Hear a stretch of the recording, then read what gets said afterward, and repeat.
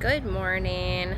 Today we decided that we wanted to get out of the Disney bubble for a little bit and just go explore some different things in Orlando. So come join us.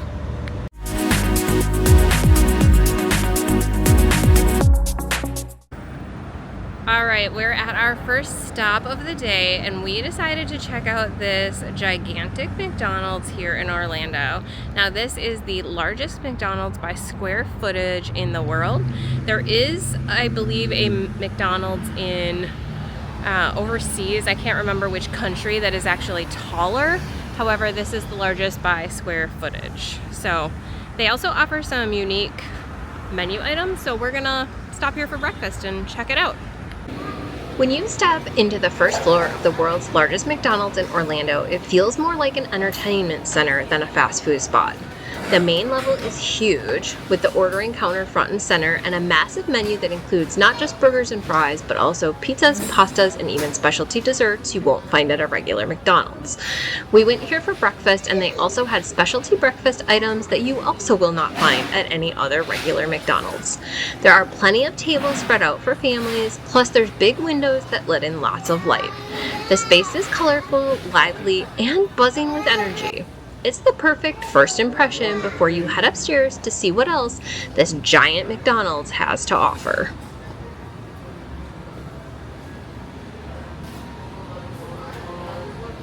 I decided to try the ham and cheese French toast, which was sweet and savory and a twist on a breakfast classic. Instead of regular bread, it used 2 thick slices of French toast as the bun, giving it a soft custardy texture with a hint of sweetness. While the sandwich itself was not my favorite, when I took the ham and cheese and combined them with the hash browns, that was so very good. I recommend McDonald's change this up and make it into a hash brown ham sandwich. Jason and Cheyenne each had a waffle. Cheyenne got fruit and chocolate chips on hers, and Jason ate his plain. The breakfast waffles here are a real highlight and definitely not your average waffle. They're made fresh, golden brown, and come out fluffy on the inside with just the right crisp on the outside. They're also huge, making them perfect for sharing if you're not super hungry.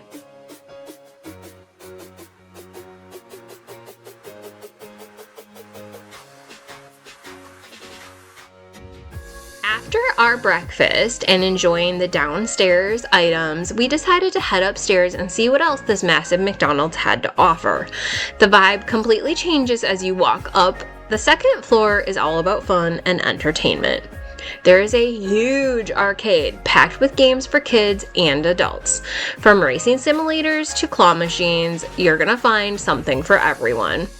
Up on the second floor, you're also going to find plenty of extra seating, making it a great spot to relax while the kids burn off some of their energy.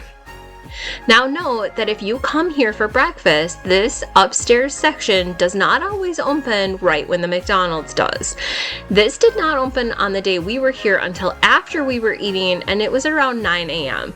So keep that in mind if you're trying to eat an early breakfast meal at this location and you want to take advantage of that entertainment.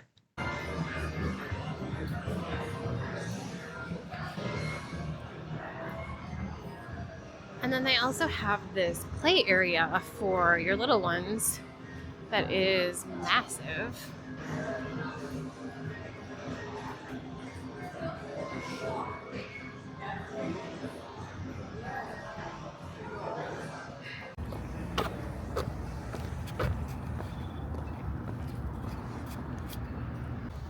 Next, we were heading to the Disney outlet store, but when we arrived, it was still pretty early and that store was not open yet.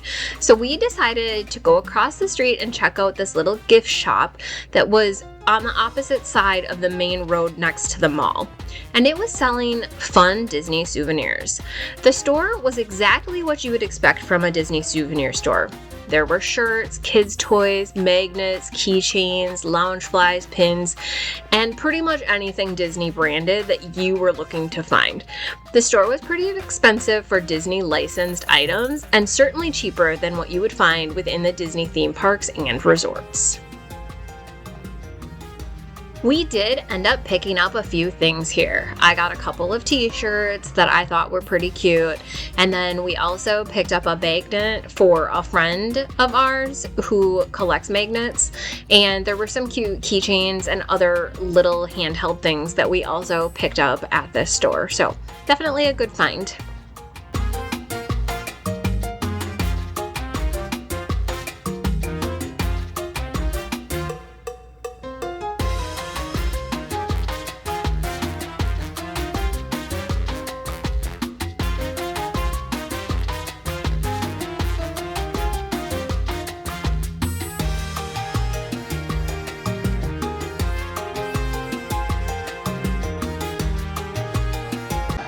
So our third stop of the day is going to be the Disney character warehouse, and they don't open for another 20 minutes.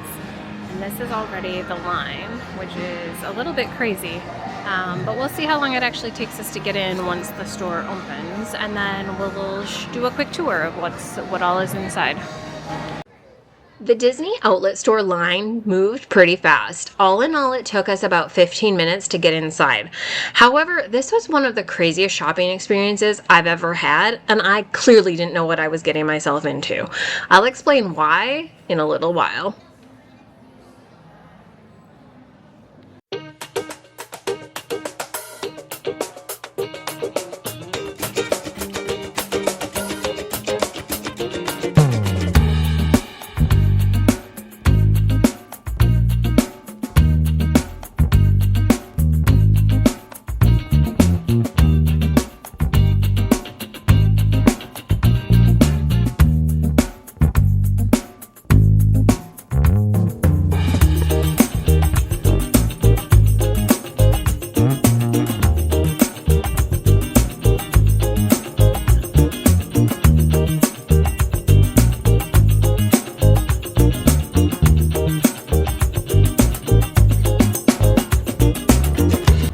All right, so we went to the Disney character warehouse and we just got back to our room. It was a little bit crazy in there because I found out while I was there talking with a cast member that on Sundays is when they release all of the new stuff. So not only is it just a little busy on a typical day, because today happened to be a Sunday that we were there, it was even crazier. So there were influencers going live and selling things right there.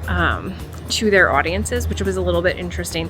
So there wasn't a ton of room to navigate through, and we ended up spending between the three of us about $500 on tons of Disney merchandise. We got some Run Disney clothes, a couple Spirit jerseys, some home decor items to find there. So hope you enjoyed this morning sort of exploring outside the Disney bubble, but still Disney-ish stuff as we made our way around Orlando. Thanks for tuning in, and as always, if you like this video, please like it so that YouTube knows that you enjoy our content, and then if you have not already, please subscribe to our channel. Thank you so much. Have a great time. Bye, Disney friends.